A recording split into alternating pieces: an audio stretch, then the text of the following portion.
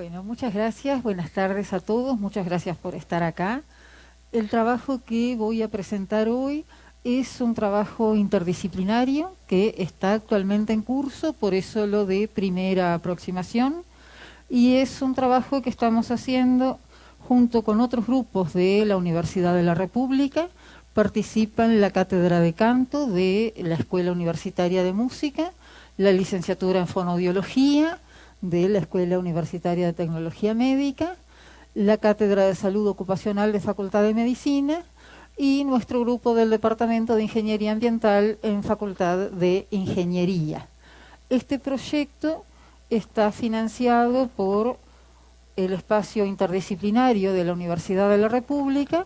que tiene como objetivo tratar de contribuir a,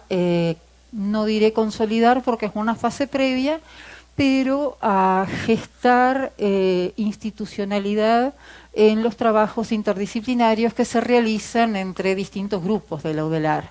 En ese sentido nos presentamos junto con Facultad de Medicina y la Cátedra de Canto y tuvimos la fortuna de que se integrara fonoaudiología al poco tiempo. Y bueno, el objetivo de nuestra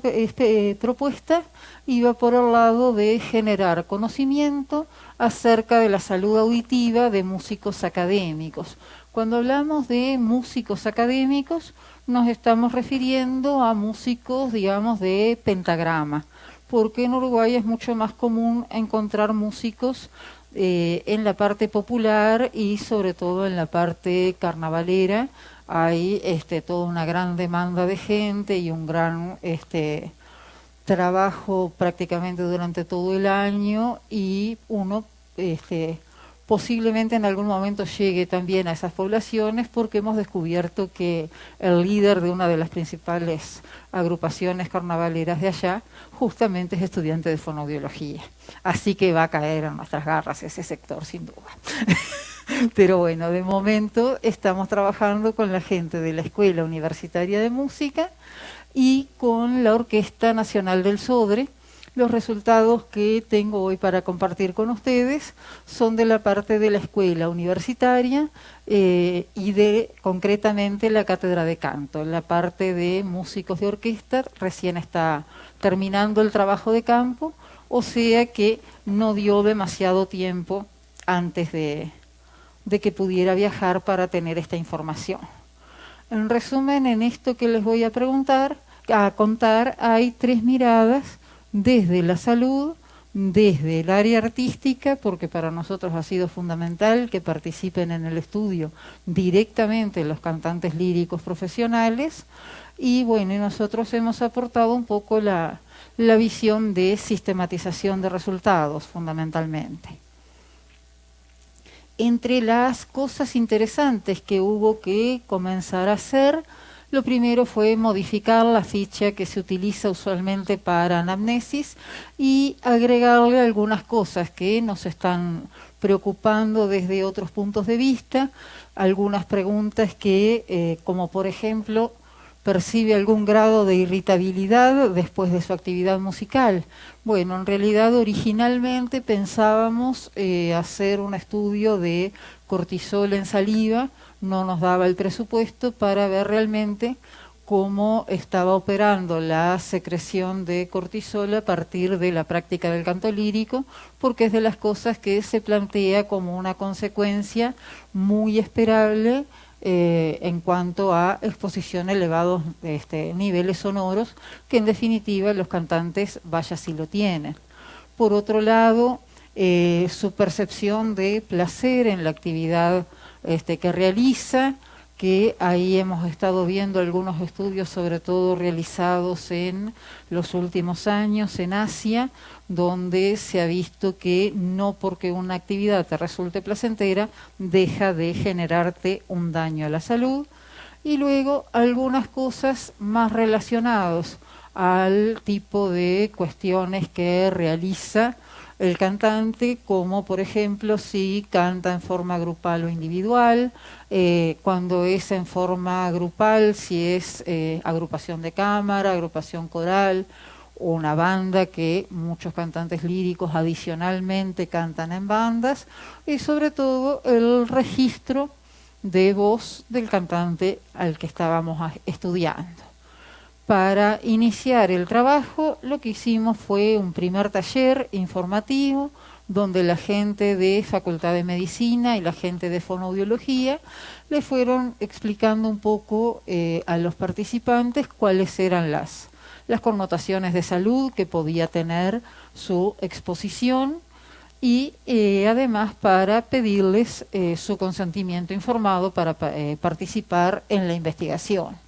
Esto además detonó una serie de preguntas de parte de los involucrados que llevaron a hacer un nuevo ajuste del formulario, en el sentido de tratar de contemplar también preocupaciones que ellos nos plantearon en esa primera aproximación.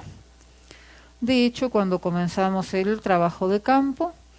que se estuvo a cargo de la gente de Facultad de Medicina y de la licenciatura en Fonoaudiología, bueno, se hizo una otoscopía, una audiometría. El tipo de metodología que pensábamos aplicar solo requería audiometría por vía aérea, pero también se registró la vía ósea por si en algún momento la necesitáramos, y se realizaron las entrevistas individuales por parte de la gente de salud ocupacional, completando además esas otras preguntas que fueron surgiendo a partir de las dinámicas de trabajo conjunto entre los diferentes grupos que participamos en el proyecto. ¿A qué población llegamos? Bueno, fue una población bastante pequeña y por eso también los resultados son acotados, pero de cualquier manera hemos visto estudios con menos de 10 fichas que pretenden sacar conclusiones, o sea, que no nos sentimos tan mal. O sea, sabemos que no es la verdad revelada lo que tenemos de momento, pero tampoco estamos en el peor sitio del escalafón. Consideramos 45 participantes, no porque no quisiéramos tener más, sino porque con esa cantidad habíamos prácticamente agotado docentes y estudiantes de canto lírico y de dirección coral, e hicimos una convocatoria a los coreutas del coro de la escuela universitaria, pero con bastante menor éxito porque los trabajos les impiden llegar a un horario en los cuales se pueda hacer la audiometría con reposo auditivo por lo menos mínimo. En consecuencia, bueno, nos quedamos con unas pocas fichas que, como les digo, dentro de todo no es la situación más grave que hemos visto publicada. Se hizo entonces una anonimización de los datos para poder entregarlos a Facultad de Ingeniería para trabajar, y ahí comenzamos con nuestro procesamiento con enfoque epidemiológico. ¿A qué me refiero con enfoque epidemiológico? Que de parte del procesamiento de datos, lo que ofrecimos como retorno a todo el grupo de participantes fueron resultados a nivel poblacional. Sin embargo, cada uno de los participantes en el trabajo recibió su retorno, su audiometría, y además tuvo la posibilidad de agendar una cita con fonoaudiólogo y con médico en función de las preocupaciones o de las preguntas que les surgieran a partir del resultado que se les entregó en el segundo taller. Bueno, el procesamiento de estos datos nos implicó un desafío metodológico, justamente porque se trata de una pequeña cantidad, 45 participantes, pero en esa pequeña cantidad, además, con las metodologías clásicas de trabajar con la ISO 1999, nos encontramos que hay que subdividir esa población por género y por franja etaria. En consecuencia, en algunas franjas etarias nos quedábamos con muy poquitas fichas audiométricas, y ahí sí realmente no íbamos a poder obtener nada que fuera relativamente confiable. Pero entonces recurrimos a alguna metodología que en su momento habíamos desarrollado con la idea de trabajar en peligrosidad acústica en los años que hemos trabajado en la parte ocupacional. les cuento un poquito de características de la población de trabajo. Era aproximadamente 2/3 de mujeres, o sea, alrededor de 30 mujeres y 15 varones, lo cual es también bastante un buen reflejo de lo que es el número de estudiantes de canto en la escuela universitaria, o sea, es una amplia mayoría de mujeres. En cuanto a la composición según edad de los participantes, bueno, del lado de las mujeres vimos que cubríamos razonablemente todas las franjas entre 18 y 65 años, con la esperable mayoría en la franja de 26 a 35, perdón, menor que 25, y sumamos 26 a 35 y andamos llegando a la mitad, andamos en un 44%, que es lo esperable cuando trabajamos con una población universitaria. La gente de más años corresponde en general o a docentes o a coreutas. Con los hombres no tuvimos el mismo éxito porque eran unos cuantos menos. O sea, tenemos una importante cantidad, más de la mitad, que corresponden a la franja etaria de menos de 25 años, pero están ausentes 2 de las franjas, o sea, no tuvimos ningún caso entre 26 y 35, ni entre 46 y 55 años. O sea que si no buscábamos una metodología que nos permitiera capitalizar de algún modo la información que teníamos, bueno, realmente no íbamos a poder llegar a resultados. En cuanto a los registros vocales de los participantes, ahí también tuvimos bastante suerte. Dentro de los cantantes hombres, cubrimos todos los registros con una amplia mayoría de barítonos, como era de esperar, pero incluso logramos tener algunos de los contratenores de la escuela, o sea que tenemos todo el espectro vocal de los varones, cosa que no sucedió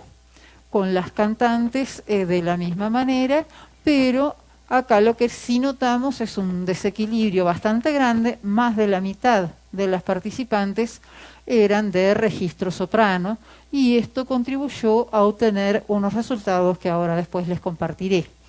Esto de alguna manera refleja también lo que es la realidad del canto lírico en Uruguay. O sea, uno no encuentra demasiada cantidad de contraltos y la amplia mayoría de la gente que se dedica al canto lírico son sopranos dentro de las mujeres. Esperábamos que hubiera una mayoría de tenores dentro de los varones, pero eso no sucedió. La mayoría eran barítonos. ¿De qué manera podíamos entonces utilizar la información de campo que teníamos para sacar conclusiones?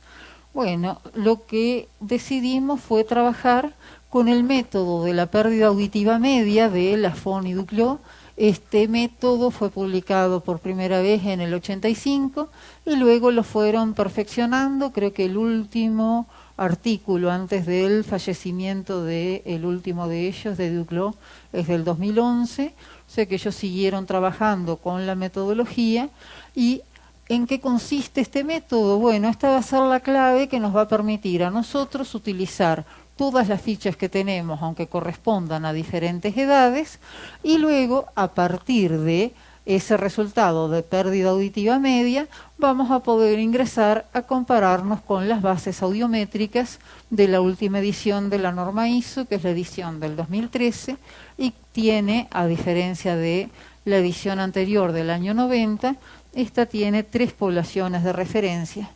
que les voy a contar un poquito más adelante.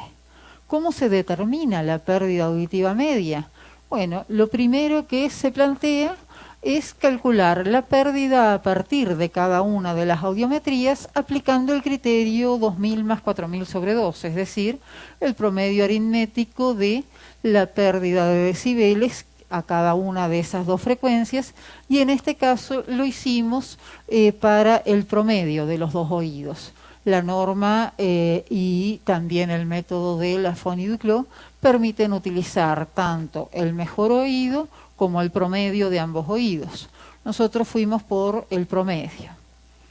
Y una vez que uno tiene ese promedio, lo que se hace es leer el valor de pérdida auditiva media en el ábaco de la Fony Duclos, que lo que hace concretamente este ábaco es convertir la pérdida que tiene una persona de cualquier edad a la pérdida que tendría o debería haber tenido a los 35 años de edad. Es decir, vamos a convertir nuestra población de trabajo a una población equivalente de 35 años. Para aquellas personas de menos de 35 vamos a estimar cuál va a ser su pérdida a esa edad, y para la gente de más años, bueno, vamos a ver qué pérdida tendría que haber tenido. Por ejemplo, si una persona de 50 años tuviera una pérdida de 30 decibeles, yo de acá me voy a desplazar hasta los 35 y encontraré que esa persona habrá tenido 21 o 22 decibeles, tendremos que verlo exactamente, en el momento de los 35 años. De esta manera, ¿qué es lo que yo logro? Logro convertir esas fichas que correspondían a diferentes edades a una población ficticia de 35 años de edad, y adicionalmente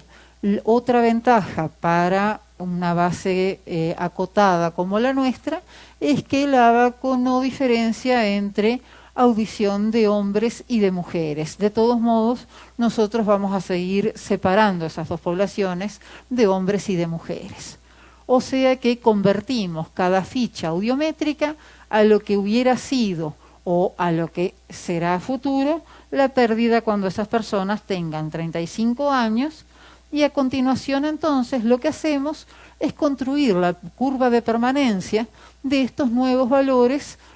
obtenidos de pérdida auditiva media, de acuerdo a la nomenclatura de la metodología.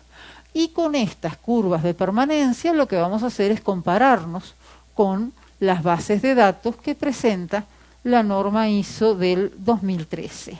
Y ahí lo que encontramos es que hay 3 bases de referencia en cuanto a bases tipo B, y por supuesto hay una sola en lo que es la base tipo A. Refresquemos de qué se trataban la base A y la base B. La base A es una base de pérdida auditiva teórica que se puede calcular matemáticamente y corresponde a la pérdida por presbiacusia, es decir, a la mínima pérdida que uno esperaría tener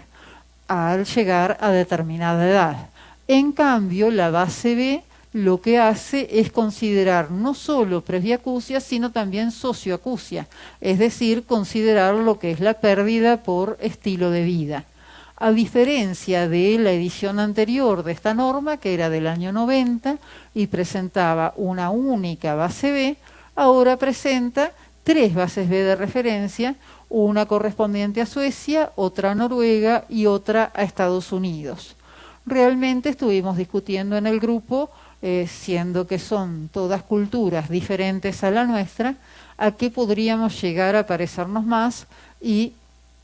acordamos tomar como punto de comparación la base de referencia de pérdida auditiva de población estadounidense, porque nos parecieron que las poblaciones nórdicas eran bastante más silenciosas o menos extrovertidas que las latinas, y bueno, nos pareció que la realidad esta podía en cierta medida ser la mejor opción de las que teníamos por allí. Entonces, lo que hicimos fue considerar las pérdidas auditivas. La que tenemos en la curva de azul más oscuro abajo corresponde a la base A y la más clarita es la base B. ¿Cómo se lee esto? Tenemos porcentaje de población en el eje horizontal y pérdida auditiva media, o sea, calculamos el valor de la PAM para cada una de estas bases. Y esto lo que diría es que, por ejemplo, si yo entro por el 60%, diríamos que en el 60% de la población que considera la base A, espero tener una pérdida de por lo menos, digamos, 1 o 2 decibeles, que debe ser lo que está acá. Y para la pérdida auditiva media en la base B, bueno, para ese mismo 60% espero que la gente pierda por lo menos 24 decibeles, que es el valor que tenemos allá. Es decir, la pérdida que me marcan estas curvas de las bases de referencia es aquella que espero que por lo menos haya experimentado un cierto porcentaje de la población. Entonces, lo que vamos a hacer a continuación es comparar nuestros resultados con los que tenemos acá. Y para eso vamos a ver primero el resultado para hombres. La pérdida auditiva media en cantantes líricos, y tenemos la base A de la norma, la base B de la norma, y esta es la curva de permanencia de la gente con la que trabajamos. Solo marcamos los resultados entre el 10 y el 90%, que son los porcentajes extremos que tiene la base B de la norma ISO. Ahí lo que encontramos es que esperamos que la mayor parte de la población experimente una pérdida que es superior a la que experimentan las bases de referencia, pero a partir de alrededor de la cuarta parte de la población, a partir del 25% más o menos, vemos que nuestra curva se introduce en el intervalo que marcan las bases A y B.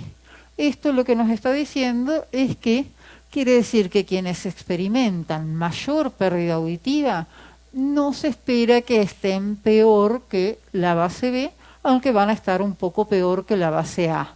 Sin embargo, para el resto de la población esperamos siempre una mayor pérdida auditiva que lo que contemplan las bases de referencia. Esto podría haber sido un resultado esperable, puesto que los cantantes están expuestos a elevados niveles de presión sonora, pero además porque su exposición tiene mucho que ver con su profesión, en el sentido de que el cantante lírico activa una serie de resonadores que generan un mayor nivel de presión sonora que se transmite internamente en la cabeza por vía aérea y por vía sólida. Y acá lo que tenemos son los resultados de mujeres, y esto sí nos resultó bastante interesante, en el sentido que lo que encontramos es que las cantantes líricas experimentan siempre una pérdida mayor que las bases de referencia. Cuando nos pusimos a mirar un poco las frecuencias de las voces de canto lírico, también encontramos que por las frecuencias a las que suelen llegar las cantantes, bueno, es bastante esperable que lo que esté sucediendo es que estemos entrando en resonancia por una transmisión, llamémosle interna, a nivel de la cabeza, generando una resonancia en la cóclea, que es lo que va anticipando esa pérdida auditiva. No nos olvidemos que acá estamos suponiendo una edad teórica de toda la gente con la que trabajamos de 35 años. Y estaríamos diciendo de que a los 35 años, bueno, la gente que experimenta menos pérdida podría llegar a estar experimentando del orden de 10 decibeles más de pérdida que las poblaciones de referencia, y aunque hay una tendencia a acercarse a medida que vamos hacia los porcentajes de población que tienen la mayor pérdida, no nos ocurre, como en el caso de los hombres, de llegar a quedar acotadas. De hecho, hay por ahí un puntito que cae del lado de adentro, pero nos volvemos a separar fuera del intervalo entre las bases A y B de la norma ISO. Entonces, yendo un poco a la interpretación de resultados, bueno, lo que vemos es que para ambos géneros hay una tendencia a superar los valores de referencia. Vemos que la pérdida auditiva mínima en ambos casos, en hombres y en mujeres, supera por lo general en 5 decibeles o más a la que tenemos como valores mínimos en las bases A y B.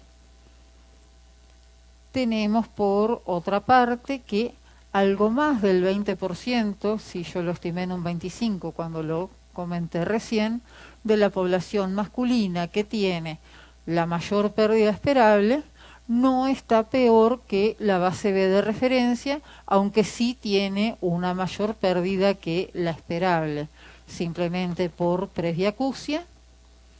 Por otro lado, en el caso de las mujeres, el 25% con mayor incremento está bastante cerca de la pérdida de la base B,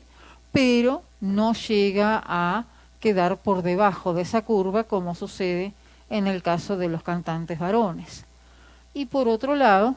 sabemos que aunque estos resultados no son concluyentes, bueno, acusan tendencias muy marcadas que nos están llevando a iniciar un nuevo proyecto, ahora trabajando con una técnica similar a la que nos presentó el doctor Diego recién, que es un trabajo con cámara acústica para visualizar dónde están las zonas de la cara de los cantantes que generan un mayor nivel sonoro, para ver si dentro de la técnica del canto lírico se puede modificar en algo sin perder calidad cuáles son las zonas que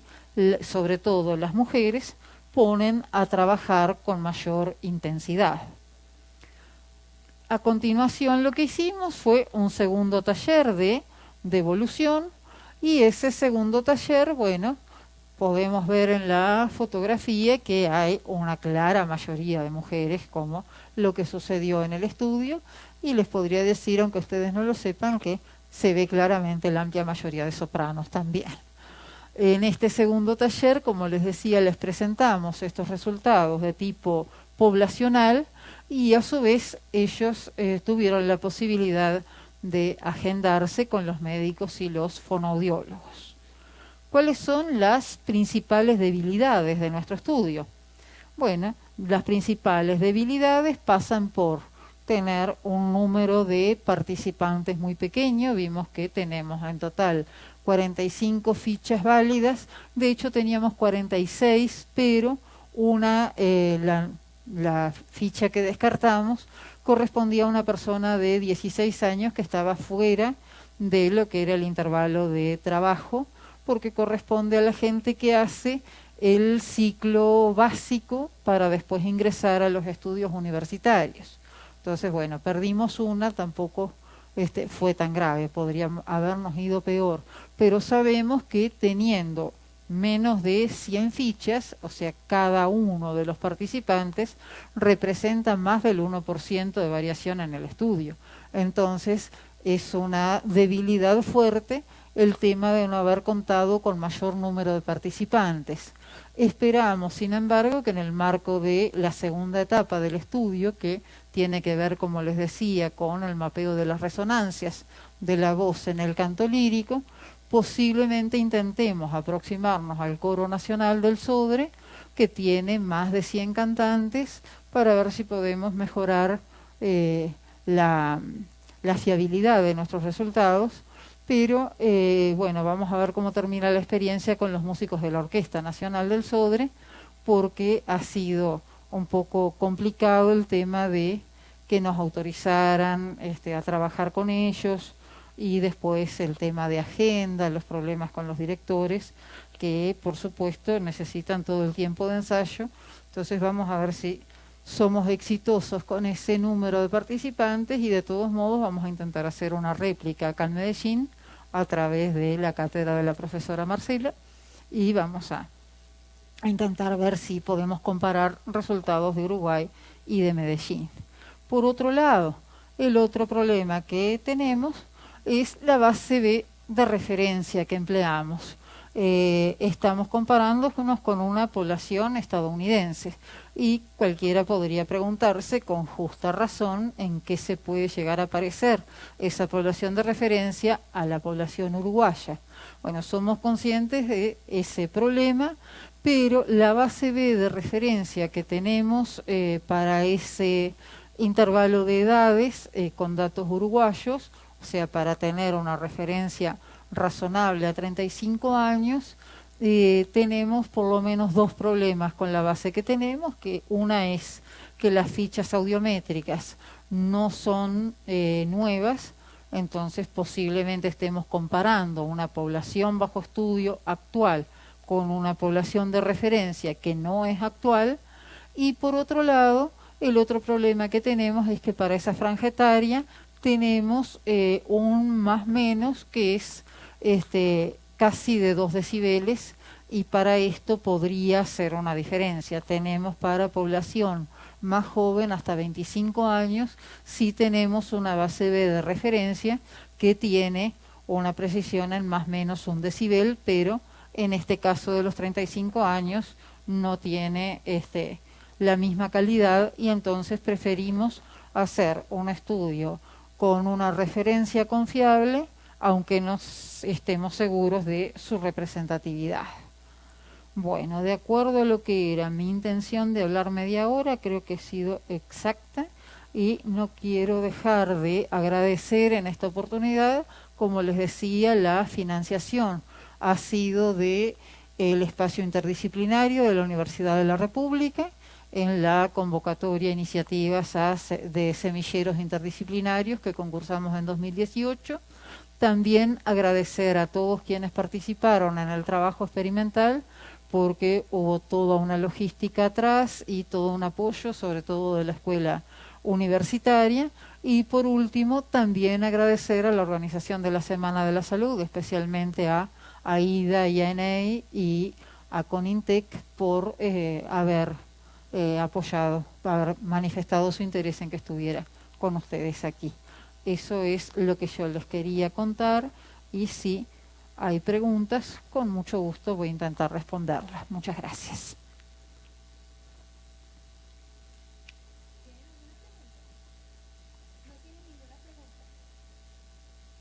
¿O fue muy claro o fue muy aburrido? Muy clara.